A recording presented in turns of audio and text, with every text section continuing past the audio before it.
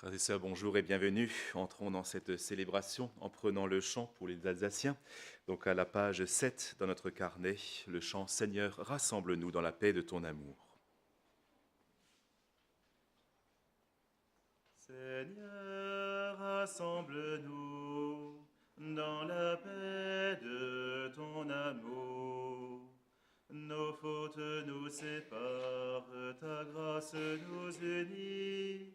La joie de ta victoire éclaire notre nuit. Seigneur, rassemble-nous dans la paix de ton amour. Tu es notre espérance parmi nos divisions. Plus haut que nos offenses s'élève ton pardon. Seigneur, rassemble-nous dans la paix de ton amour. Seigneur, vois la misère des hommes affamés.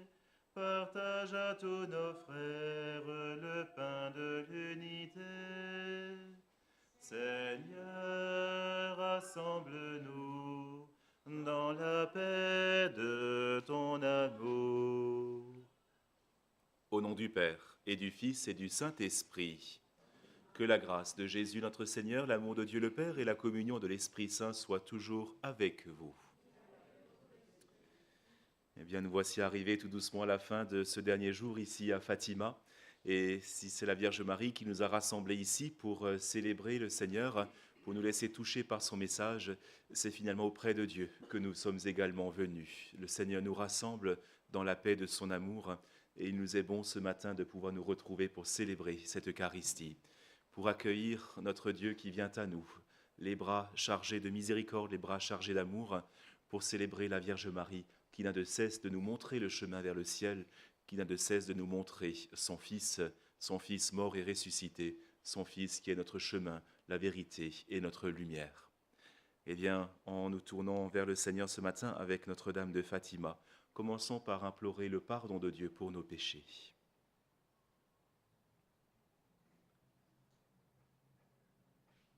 Je confesse à Dieu Tout-Puissant, je reconnais devant mes frères que j'ai péché en pensée, en parole, par action et par omission. Oui, j'ai vraiment péché. C'est pourquoi je supplie la Vierge Marie, les anges et tous les saints, et vous aussi, mes frères, de prier pour moi, le Seigneur notre Dieu. Que Dieu Tout-Puissant nous fasse miséricorde, qu'il nous pardonne nos péchés et nous conduise à la vie éternelle. Seigneur, prends pitié. Seigneur, prends pitié. Ô Christ, prends pitié. Ô Christ, prends pitié. Seigneur, prends pitié. Seigneur, prends pitié. Prions. Seigneur notre Dieu, toi qui nous accordes à nous pécheurs le pardon par la pénitence et la prière, fais dans ta bonté que, fidèles aux avertissements de la Vierge Marie et soutenus par son intercession, nous soyons sans cesse au service du royaume du Christ et que nous obtenions la béatitude éternelle. Par Jésus-Christ, ton Fils, notre Seigneur et notre Dieu, qui règne avec toi et le Saint-Esprit, maintenant et dans les siècles des siècles. Amen.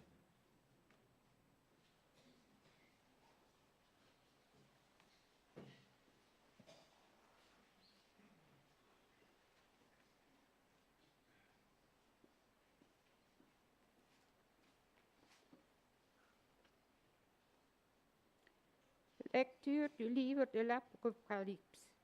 Moi, Jean, je vis un nouveau ciel et une nouvelle terre, car le premier ciel et la première terre avaient disparu, et il n'y avait plus de mer. Et je vis descendre du ciel d'auprès de Dieu la cité sainte, la nouvelle Jérusalem, vêtue comme une nouvelle mariée parée pour son époux. Et j'entendis, venant du trône, une voix forte qui disait : Voici le tabernacle de Dieu au milieu des hommes. Dieu habitera avec eux et ils seront son peuple. Et Dieu lui-même, Dieu avec eux, sera leur Dieu. Il essuiera toute larme de leurs yeux et la mort n'existera plus. Il n'y aura plus ni deuil, ni cri, ni douleur, car les choses anciennes auront disparu.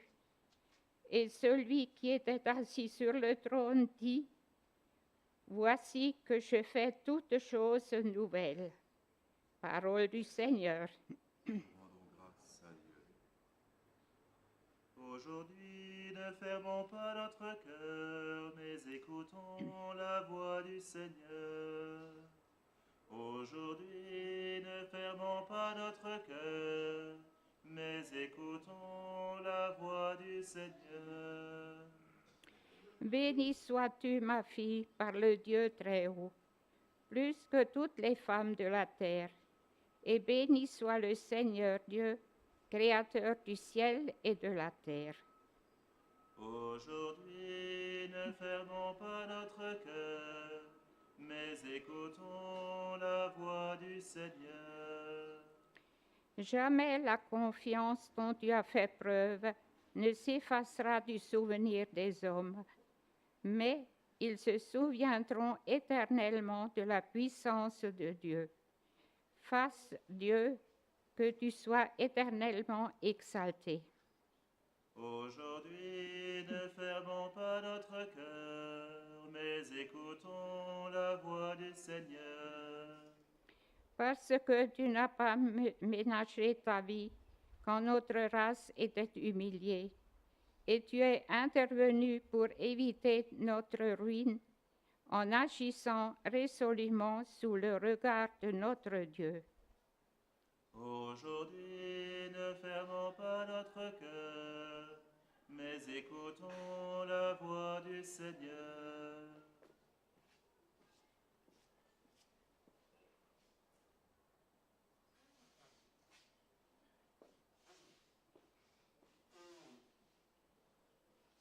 Gloire au Christ, parole éternelle du Dieu vivant, gloire à toi, Seigneur. Gloire au Christ, parole éternelle du Dieu vivant, gloire à toi, Seigneur.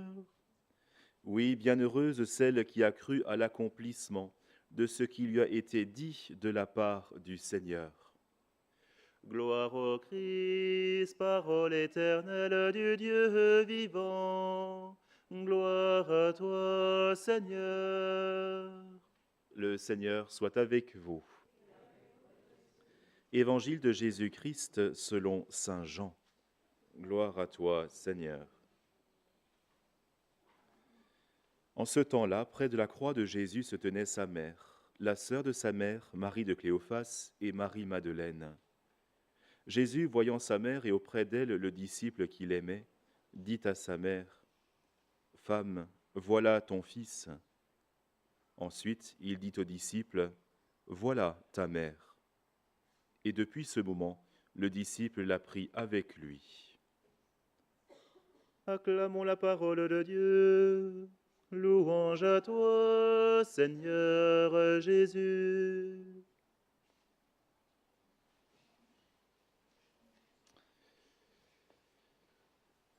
Voici donc un évangile qu'on a entendu il y a peu de jours de cela, puisque c'est la messe de Notre-Dame de Fatima.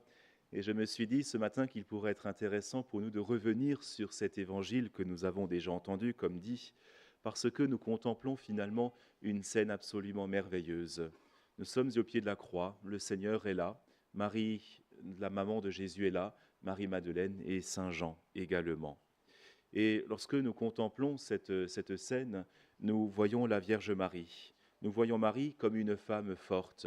Elle est là, debout, au pied de la croix, nous dit Saint Jean. Elle n'est pas effondrée, elle est debout, même si évidemment on imagine que dans son cœur, c'est un bouleversement sans nom. Et j'imagine bien que les mamans parmi nous qui auraient pu perdre un enfant peuvent savoir de quoi il en est. Et c'est encore pire que cela, parce que Marie voit son fils atrocement torturé. Nous avons donc un cœur d'une maman qui est là, qui souffre, et nous avons en même temps la force de la femme de foi, la femme qui sait qu'avec Dieu, eh bien, rien n'est jamais perdu. Nous aussi, frères et sœurs, eh bien, nous pouvons être également en esprit au pied de la croix.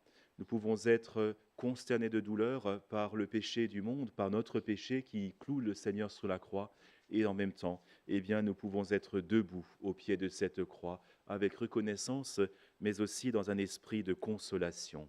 Car je me dis, voyez-vous, que le Seigneur Jésus, pendant qu'il était cloué en croix dans ces dernières heures de sa vie, eh bien, quelle consolation cela devait être pour lui que de savoir que sa maman était là. Un petit peu comme finalement lorsque nous allons rendre visite à une personne malade, c'est sûr qu'on ne peut pas la guérir, qu'on ne peut pas faire de grands miracles pour elle, mais combien de fois, moi-même, et j'imagine que vous aussi, avons-nous pas déjà entendu ces paroles ? Merci, ça m'a fait du bien que tu sois là. Ça m'a fait du bien que tu prennes du temps pour moi. Ça m'a fait du bien que tu prennes ma main, que tu me parles, que tu m'écoutes. Oui, la Vierge Marie au pied de la croix a été pour le Seigneur une source certainement de grande consolation. Eh bien, nous aussi, nous pouvons être un petit peu comme les consolateurs du Christ lorsque nous vivons nos journées en esprit de réparation. Et d'ailleurs, à Fatima, que va demander la Vierge Marie aux enfants ? Et l'ange du Portugal en 1916, qu'est-ce qu'il va demander à Lucie, Jacinthe et François, sinon justement d'offrir des sacrifices, car le cœur du Seigneur et le cœur de la Vierge Marie sont atrocement torturés. Eh bien, ces sacrifices que nous offrons, ce n'est pas un espèce d'exercice pour des héros, c'est au contraire eh bien, une preuve d'amour que nous offrons au Christ, lorsque à travers les 1001 petites choses de la vie que nous pouvons lui offrir, eh bien nous leur disons, Seigneur, Vierge Marie, c'est pour toi que je fais maintenant ceci, c'est pour vous consoler. Nous sommes alors comme d'autres Vierges Marie au pied de la croix, et les 1001 choses de la vie peuvent devenir alors source de consolation pour notre Seigneur. Que ce soit laver la vaisselle, que ce soit passer le balai, que ce soit rendre visite à quelqu'un, que ce soit peut-être parfois même de tenir notre langue lorsqu'on aura envie de répondre un petit peu sèchement, eh bien non, toutes ces petites choses, si nous les faisons par amour, eh bien elles peuvent apporter de la joie au cœur de Dieu. Soyons donc des consolateurs du Seigneur.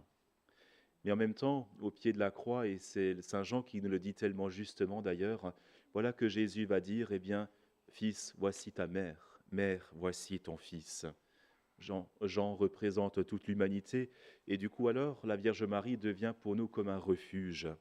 Le thème d'ailleurs du centenaire ici à Fatima, c'est je suis le refuge de votre cœur, mon cœur immaculé, est votre refuge et le chemin vers Dieu. Eh bien oui, la Vierge Marie est pour nous comme un refuge. Et j'aurais envie de dire, voyez-vous, que de la même façon que dans la vie d'une famille, la maman n'est pas une option, eh bien dans notre foi, la Vierge Marie n'est pas une option non plus. Dieu nous propose la Vierge Marie, Dieu nous offre sa mère afin qu'elle devienne notre mère, qu'elle devienne notre refuge. Et vous savez bien, vous les mamans, et lorsque nous autres d'ailleurs, nous nous rappelons notre enfance, qu'est-ce qu'on se sentait bien quand on pouvait se réfugier dans les jupes de notre maman. C'était un petit peu comme une protection, un petit peu comme un havre de paix, de câlin, de douceur. Eh bien, avec la Vierge Marie, c'est la même chose. Nous pouvons nous blottir dans le manteau de Marie lorsque nous vivons de grandes épreuves, lorsque nous sommes assaillis par les doutes et l'inquiétude. Eh bien, blottissons-nous tout contre la Vierge Marie. Son cœur immaculé est notre refuge. Et Dieu veut justement passer par Marie, particulièrement en ces temps qui sont les derniers. Combien de fois, eh bien, lorsque nous regardons la scène du monde, nous sommes pris d'inquiétude. Et je me dis, voyez-vous, le troisième secret de Fatima, eh bien, c'est justement le secret qui nous révèle la persécution de toute l'Église, le pape, les évêques, les prêtres, les religieux, mais aussi les laïcs. Lorsque Lucie écrira ce secret, lorsqu'elle l'écrira au pape en 1941 et que le pape Benoît XVI nous le révélera en l'an 2000, eh bien, il nous dira justement que ce secret concerne toute l'Église. Je ne veux pas vous faire peur, mais nous sentons tous confusément que cette année 2017 est une année charnière dans l'histoire du monde. Lorsque nous regardons l'évolution politique de la Russie, lorsque nous regardons toutes les manœuvres que fait la Chine en mer de Chine, des choses très dangereuses, lorsque nous regardons eh bien, les États-Unis, la politique qui est menée, Lorsque nous regardons où va notre Union européenne, lorsque nous regardons la situation économique et politique du monde, on sent bien que quelque chose est sur le point de s'effondrer. 2017 est une année charnière. Eh bien, ne nous laissons pas gagner par la peur, mais au contraire, réfugions-nous dans le manteau immaculé de la Vierge. Et puis, ne nous réfugions pas simplement comme des petits enfants qui ont peur, mais soyons aussi conscients que nous pouvons être l'armée de la Vierge Marie. Et notre arme à nous, c'est quoi? Sinon justement le rosaire.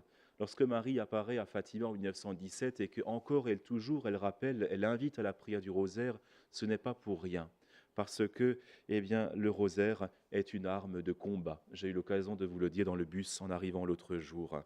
Oui, le rosaire est une arme de combat, c'est une arme qui est capable de changer le cours de l'histoire. Regardez simplement, eh bien, à chaque fois que le rosaire a été prié, comment de grandes victoires ont été obtenues, ou bien de grands maux ont été évités. La bataille de l'Épante. Je vais vous parler aussi du chapelet qui a permis que la Suisse ne soit pas envahie en 1940. Vous savez peut-être aussi que l'Autriche avait été envahie par l'URSS à un moment donné et qu'un prêtre, un grand dévot de la Vierge Marie, a parcouru l'Autriche en invitant à la prière du chapelet et comme par enchantement, eh bien, les Russes se sont retirés de l'Autriche après la Deuxième Guerre mondiale. Là aussi, c'est le chapelet qui a obtenu cela. Le chapelet est une arme de combat. Le chapelet est une arme qui est capable de changer le cours de l'histoire. Eh bien, frères et sœurs, réfugions-nous dans le cœur immaculé de Marie, mais ne nous y réfugions pas pour fuir le monde, mais au contraire, réfugions-nous-y pour y prendre des forces et devenir ainsi les soldats de l'armée de l'Immaculée, comme le dit saint Maximilien Kolbe. Oui, au pied de la croix, frères et sœurs, eh bien, nous trouvons Marie, notre maman, un petit peu comme un refuge. Avec nos sacrifices, avec nos prières, nous pouvons consoler le Seigneur et avec le chapelet, nous pouvons aider le Seigneur et la Vierge Marie à sauver le monde, ni plus ni moins. Que Notre-Dame de Fatima nous accompagne dans les jours qui viennent et jusqu'à notre retour et qu'elle nous donne de porter beaucoup de fruits grâce à ce pèlerinage.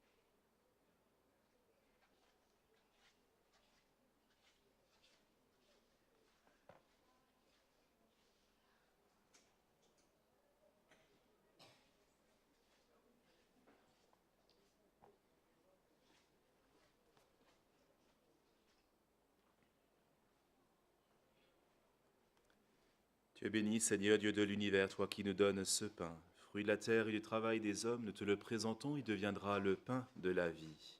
Béni soit Dieu maintenant et toujours.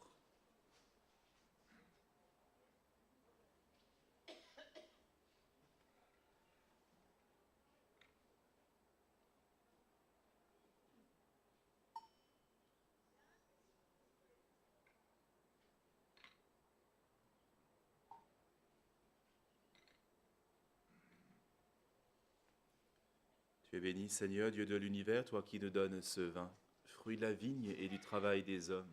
Nous te le présentons, il deviendra pour nous le vin du royaume éternel. Béni soit Dieu maintenant et toujours.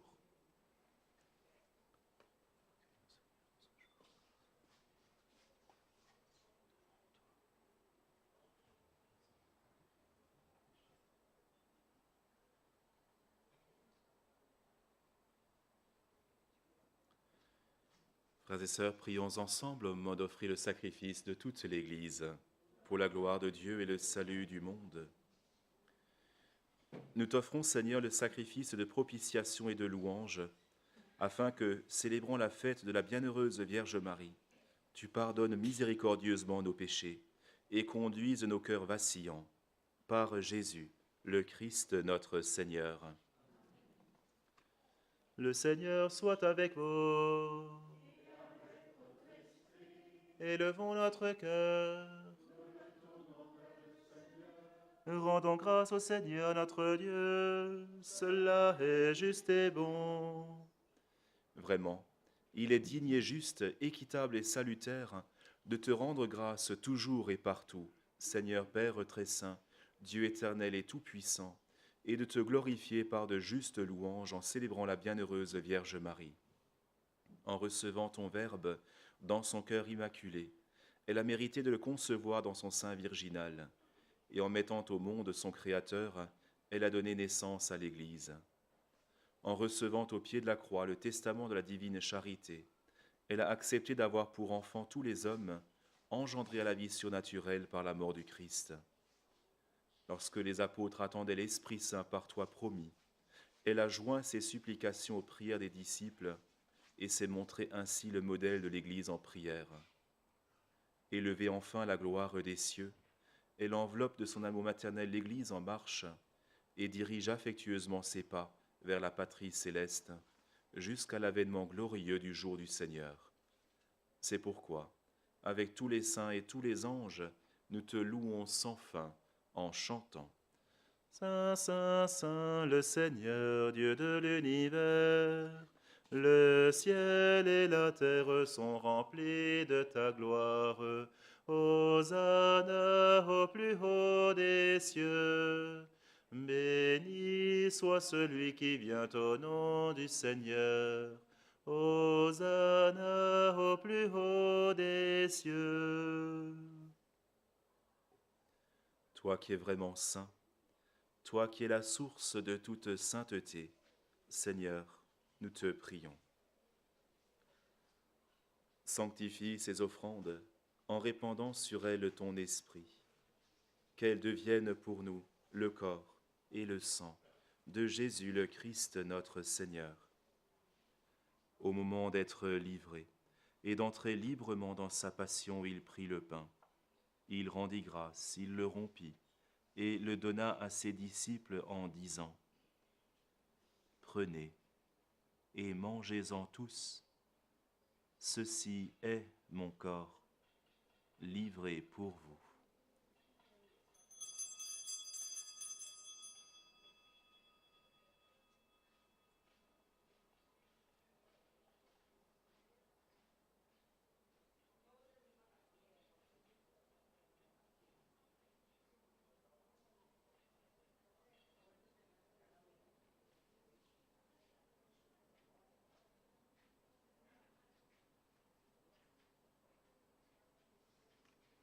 De même, à la fin du repas, il prit la coupe.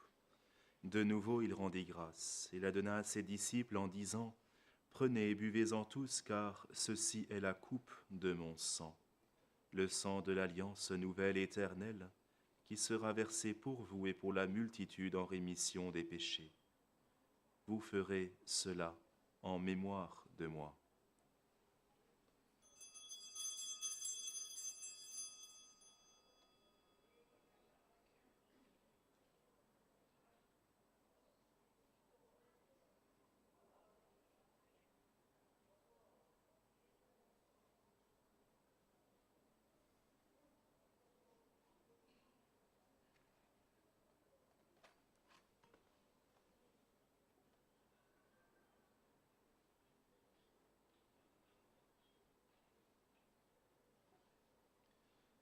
Il est grand le mystère de la foi.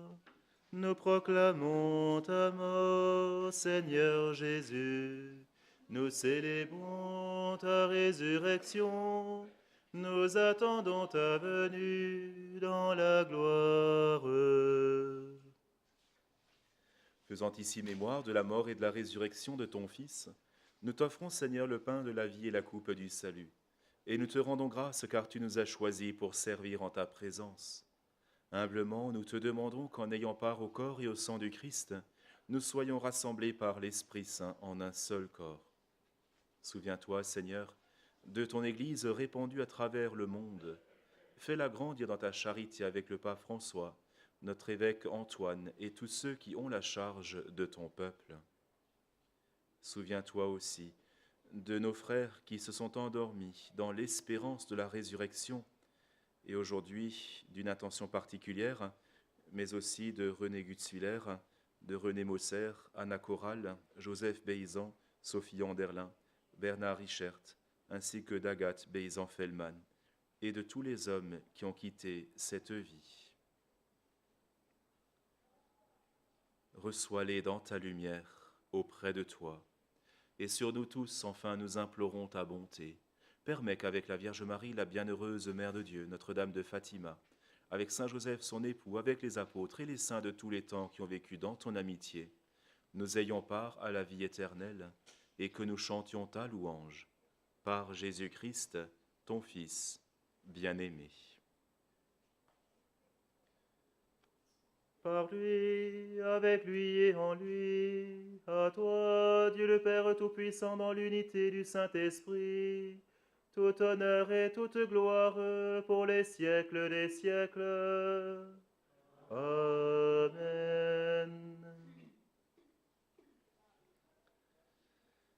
Le Seigneur nous a appris à prier notre Dieu en l'appelant Père, Papa, et bien d'un seul cœur, avec les paroles du Sauveur. Disons, Notre Père, qui êtes aux cieux, que ton nom soit sanctifié, que ton règne vienne, que ta volonté soit faite sur la terre comme au ciel. Donne-nous aujourd'hui notre pain de ce jour. Pardonne-nous nos offenses, comme nous pardonnons aussi à ceux qui nous ont offensés. Et ne nous soumets pas à la tentation, mais délivre-nous du mal. Délivre-nous de tout mal, Seigneur, et donne la paix à notre temps. Par ta miséricorde, libère-nous du péché. Rassure-nous devant les épreuves, en cette vie où nous espérons le bonheur que tu promets et l'avènement de Jésus-Christ, notre Sauveur. Car c'est à toi qu'appartiennent le règne, la puissance et la gloire pour les siècles des siècles. Seigneur Jésus-Christ, tu as dit à tes apôtres, « Je vous laisse la paix, je vous donne ma paix. » Ne regarde pas nos péchés, mais la foi de ton Église. Pour que ta volonté s'accomplisse, donne-lui toujours cette paix et conduis-la vers l'unité parfaite, toi qui règnes pour les siècles des siècles. Amen. Que la paix du Seigneur soit toujours avec vous.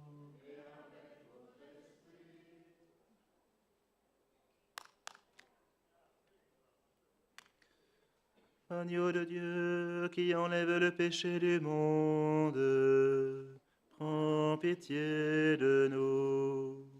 Agneau de Dieu,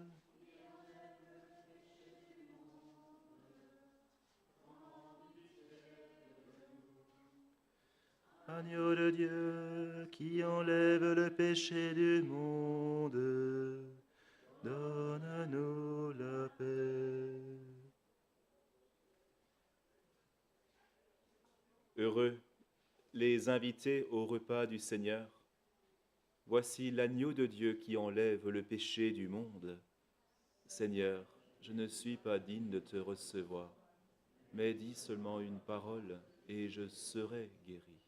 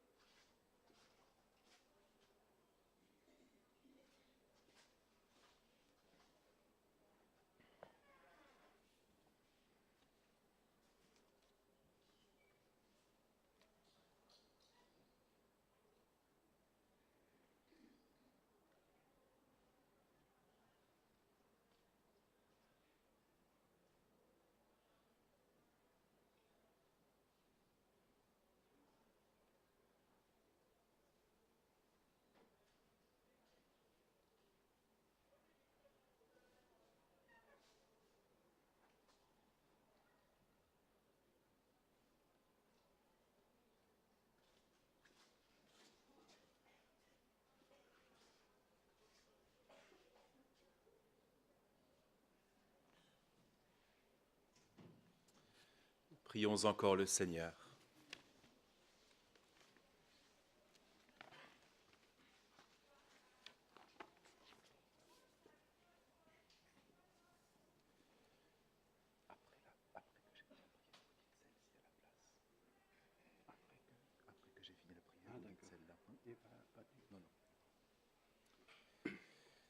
Nous avons reçu avec joie, Seigneur, les sacrements célestes.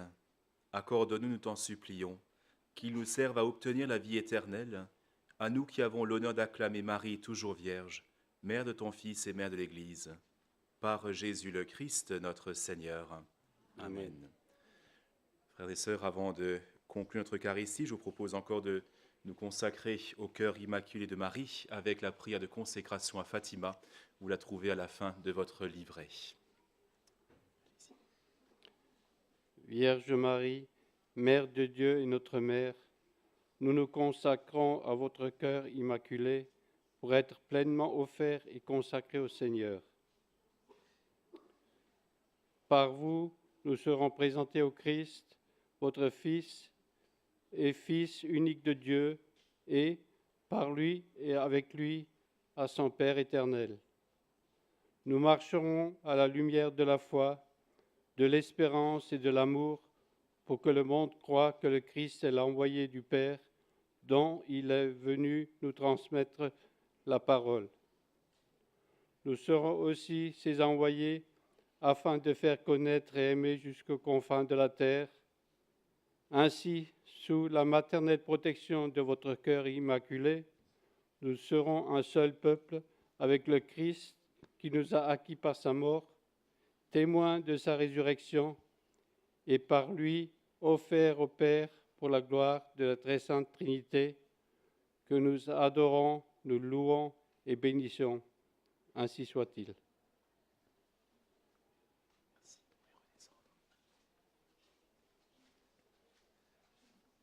Le Seigneur soit avec vous, et que Dieu Tout-Puissant vous bénisse, le Père, le Fils et le Saint-Esprit. Voici arrivé à la fin de cette célébration, frères et sœurs, mais ne nous quittons pas avant de chanter encore Notre-Dame à la page 7. Soyez bénis, Seigneur, en l'honneur de la Vierge Marie. Et pour les Alsaciens, je vous rappelle qu'on se retrouve tout à l'heure à l'autel, donc après la messe, pour la bénédiction des objets que vous avez achetés. Soyez bénis, Seigneur, en l'honneur de la Vierge Marie. Soyez bénis, Seigneur. Vous êtes belle, ô Notre-Dame, auprès du Père en paradis.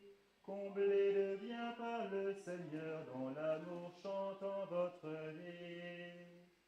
Soyez bénis, Seigneur, en l'honneur de la Vierge Marie.